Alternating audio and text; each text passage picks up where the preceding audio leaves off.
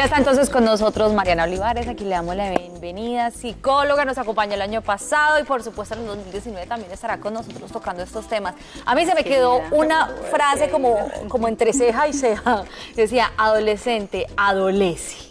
O sea, ¿qué tantas cosas puede adolecer un adolescente? Como digamos, aunque como papás en su momento fuimos adolescentes, a veces creo que la dinámica va cambiando, el entorno social cambia, el tema de las redes sociales, cada vez creo que hay un tema de ensimismarse, de encerrarse en su habitación, hay un mundo como tan pequeño pero tan grande para ellos en donde no existe nadie más y empezamos los papás a preocuparnos.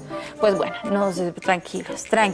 tranquilos que hay solución y creo que es un tema educativo, de aprender a conocerlos, de darle manejo y por eso está Mariana con nosotros. Mari, bienvenida a Las Tres, gracias que estés con nosotros. Me encanta que me inviten, me encanta venir a conversar con ustedes y con todos, como psicóloga y también como mamá de 2 adolescentes. Eso te iba a decir precisamente, porque es que no solamente es que seas psicóloga, sino coach life o life coach también, sino que además en tu experiencia como mamá, que yo digo que ni todos los estudios sirven, porque otra cosa es ser mamá, uno se da cuenta que realmente nuestras juventudes y adolescencias están pasando por periodos de gran soledad. Correcto. ¿Cómo hacer para que nuestros niños no sientan esa soledad de una manera tan pesada? Es más, ya nosotros cuando ellas llegan del colegio por lo general estamos trabajando. Así es. Es una pregunta que tiene mucho fondo, Olguita, porque el cómo, digamos que es algo profundo. La soledad, yo quería traer la soledad en los adolescentes desde 3 orillas. Sí. La primera, la soledad física, ¿sí? Que mis padres están trabajando, estoy solo en mi casa, en mi habitación. La segunda, la soledad emocional. Y la tercera, ese vacío existencial. Entonces, digamos, es normal tenerlo en la adolescencia. Sí, ay, no, pero toda la vida, a mí a veces también me dan vacíos existenciales. Que es muy normal que aparezca en la adolescencia y toda la vida esa es la pregunta que nos hacemos, ¿cómo llenar ese vacío? Entonces por eso buscamos tantas respuestas afuera. Entonces mira, desde las 3 orillas, que finalmente es lo mismo. La primera, es esencial que los padres estemos presentes. No todo un día, pero sí que estemos presentes. Cuando un padre me dice a mí, yo entro a trabajar a las 7 de la mañana y llego a mi casa a las 10 de la noche, eso no, solo tiene un nombre y es un nombre claro para que no le demos rodeos al tema y se llama abandono. Sí. Entonces ahí hay un abandono físico, una dificultad para hacer una conexión con mi hijo adolescente y ahí es donde nos tenemos que preguntar en las organizaciones, en las empresas, cómo hacer para que los padres y las familias podamos estar más unidas, porque un adolescente pasa en el colegio 8 horas, de 7 a 8 horas más o menos. Si lo miramos desde esa orilla, 7 a 8 horas que yo puedo trabajar perfectamente, efectivamente, y también compartir con mi hijo en los momentos en que los dos estamos libres. Que por lo general entonces uno llega a la casa, bueno, pongamos la hora normal en la que puede llegar un papá que son como las 6 de la tarde, pero los niños se acuestan máximo a las 9 de la noche porque al día siguiente tienen colegio, entonces al final uno en día de semana pasa 3 horitas solamente con sus hijos. Y hay personas que solo los fines de semana, porque en semana no los ven. Entonces, ¿cómo reinventar ese mundo? Ahora estamos con el tema de las empresas con empleados felices. Nadie dijo que un empleado productivo tiene que estar en una oficina 10 horas. No es el que más se vea, sino el que más produzca de verdad. Exactamente. Entonces, la productividad no tiene que ver con la permanencia. Ahora está lo del teletrabajo, nuevas formas de ver el trabajo. Los empleados pueden escoger sus horarios. O sea, creo que nos estamos abriendo a un nuevo mundo más libre, menos controlador, donde podemos compartir más. Donde podemos ser más humanos también. Más humanos porque somos seres humanos. Entonces, ahí está. Pero sin embargo, aterrizándolo a la realidad, mientras llega este proceso del teletrabajo, entender lo que pasa, pues... Y también las decisiones propias. Exactamente, pero mientras eso pasa, entonces normalmente, y hoy lo veíamos, creo que queda perfecto porque esta semana, que además estamos muy juiciosas en los rubros de, digamos, económicamente cómo funcionan los ingresos de una familia, pues creo que hoy en día papá y mamá trabajan, o sea, creo que son pocas las familias que se pueden dar el lujo en que mamá se quede en casa 100%, y eso que creo que eso tampoco sería sano que mamá se quedara 100% en casa. Pero pues hablando, digamos, de la dinámica natural de los hogares hoy en día, papá y mamá trabajan. Entonces, mientras pasa esta dinámica, mientras yo entiendo, tomo decisiones o económicamente solvemos un tema para que alguno de los dos pueda quedarse un poco más en casa que el otro, ¿cómo hacer? Está el segundo punto, que es la soledad emocional. Y es ahí la clave y donde quiero hoy enfatizar.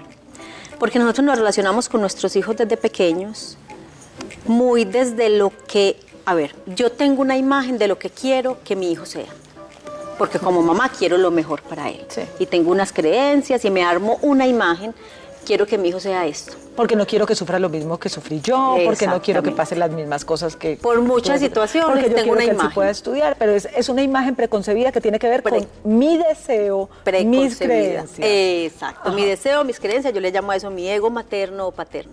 Cuando me voy a relacionar contigo, entonces lo hago desde mi propia idea, no desde lo que tú eres como ser humano, cómo te estás construyendo, sino desde lo que yo creo. Y como es desde lo que yo creo, entonces me comunico contigo, una comunicación unidireccional. Haga esto, haga esto, haga esto, y nos volvemos los dadores de órdenes. ¿Cómo te fue en el colegio? ¿Qué hiciste? ¿Te portaste bien? Si yo te pregunto a ti, o a ti, te pregunto, ¿cómo hoy tendiste la cama? Yo, sí. ¿Y te has portado bien en tu trabajo? No, más o menos. ¿Has hecho las cosas bien hechas? Más o menos. ¿Cómo has estado hoy? ¿Qué cosas has hecho? Ay, sí, cierto. ¿Cómo te sientes tú con esa comunicación? No, me siento como si fueras mi profesora o una directora del colegio o algo. Ya me asusté. ¿A dónde firmo? Entonces ahí hay una inhibición en el hijo de ser él. No es comunicación. Exactamente. ¿Qué les invito yo a los papás y a las mamás? Que nos soltemos del miedo, porque nuestros hijos son brillantes, todos somos seres de luz. En esencia, ¿sí? Y estos niños de hoy en día... Sí, ¿qué más? Y que lo expresen. Es que yo creo que ese es el miedo de nosotros, porque es que cuando los dejamos hablar nos dan sopa y seco.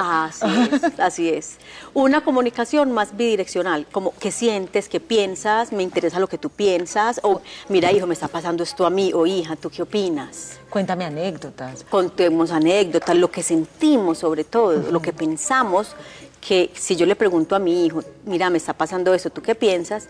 Él va a decir, a mi mamá le importa lo que yo pienso, por lo tanto, lo que yo pienso es válido y a mí también me va a importar lo que ella piense. Entonces generamos conversaciones más fluidas, porque la forma de encontrarnos con el otro es la comunicación. Entonces la clave está en eso, en la forma como manejamos nuestra comunicación. Esa es una de las claves y también la parte física, abrazos, contactos, ¿sí?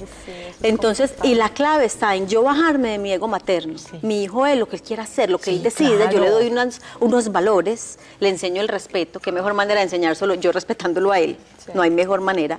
¿Sí? Para que él sea el ser humano que él elija ser. Sabes que la vez pasada vi un video súper lindo de era un educador español y le preguntaban, hijos perfectos, hijos obedientes. Y decían, ¿cómo reduce usted siempre cuando le preguntan cómo es un hijo bueno? ¿Usted qué dice que es un hijo bueno? Ay, y siempre la primera frase es, porque es que es obediente. Pero se revaluaba mucho el tema de la obediencia como un don y una virtud. Correcto. Porque es que lo que usted ve ahora como un don, cuando son chiquitos, que es usted la persona a la que siguen y a la que obviamente le hacen caso en todo, puede ser luego uno de los grandes facilitadores para que cuando sea adulto, un líder negativo lo ponga a probar drogas, lo ponga a probar alcohol, porque es que como él aprendió a obedecer. Porque es que mira que ahí está la clave. Cuando yo me relaciono con mi hijo para que él haga lo que yo pienso, entonces, ¿qué pasa? Que él va a ser un ser humano que va a querer llenar expectativas afuera. Se va a desconectar del mismo, ¿sí? Y ahí viene el vacío existencial. Cuando yo estoy solo, mi mamá se va a trabajar, yo me quedé solo, yo no estoy solo, yo estoy conmigo. Pero parece ser que en los adolescentes no es suficiente su presencia, se siente una soledad.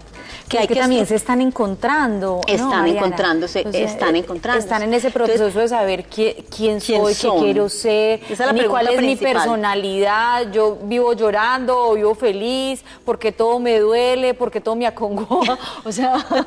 Y es ahí donde los padres tenemos que crear el escenario para que ellos se encuentren, no para que ellos nos sigan. ¿Sí me hago entender? Sí, sino claro. Para que ellos se encuentren en su humanidad. Porque el ser humano que no se encuentra a sí mismo siempre está tratando de agradar, de responder para agradar, de llenar expectativas ajenas y se deprime porque se desconecta de su ser. ¿Sí?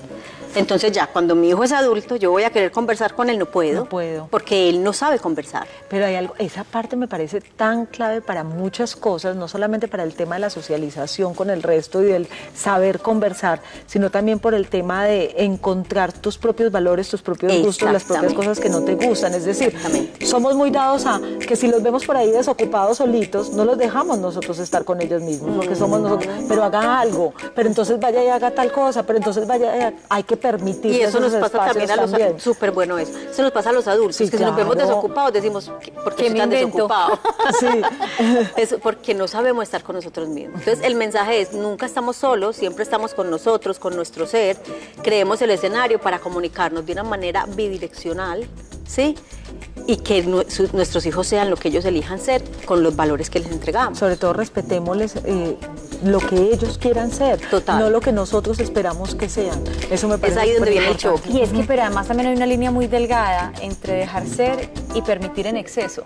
¿Cómo así? O sea, sí, yo te dejo ser, o sea, en tu individualidad, pero tampoco ser el permisivo que haga lo que le dé la gana. No. Pues, por eso lo digo. Tienes toda la razón. Sí, ¿me entiendes? Sí, pero ¿por qué no va a hacer lo que le da la delgada gana? Porque como tú le muestras valores por medio del ejemplo, le muestras respeto, le muestras amor. Son niños autocontrolados. Entonces, dentro de ese marco de amor, nadie hace lo que le da la gana.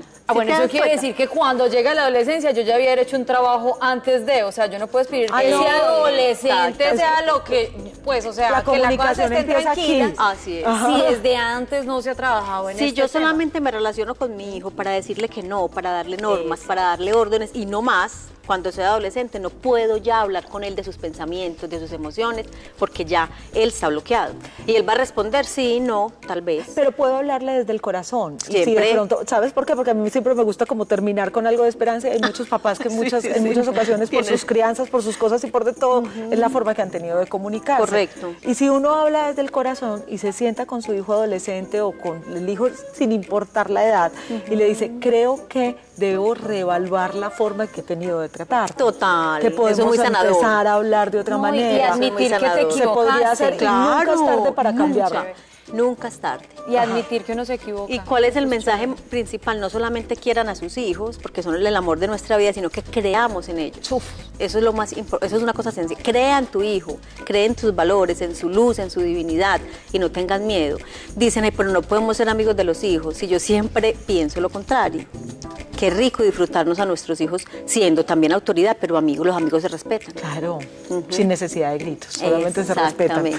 Ay, de verdad que me chévere. encanta, yo por eso adoro a esta Mariana Olivares, hombre, que me encanta que venga a nuestro programa, porque nos enseña de una manera muy práctica lo que es la crianza, de manera particular a mí me sirvió muchísimo Qué el estar bueno, con me ella. Muchas encanta. gracias. Me de verdad. encanta que me sociales. inviten. María, ¿cómo estás? Redes sociales, estamos en Instagram con consultoría mariana.olivares. Y está poniendo unos mensajes bellísimos, no se los vayan a perder.